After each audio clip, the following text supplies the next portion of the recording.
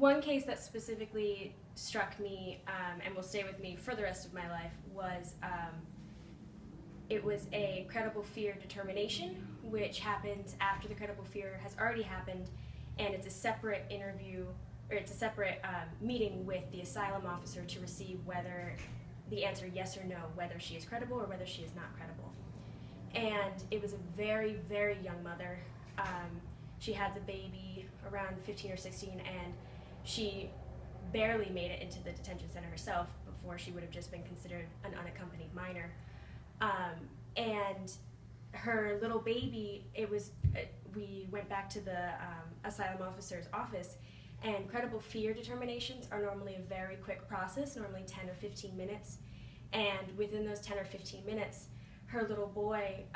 who had to be about 3 or 4, he ran over to where the games and the puzzles and the crayons were, and he was so excited to be able to play with them and to be able to play with them by himself that he just threw them all over the room. And he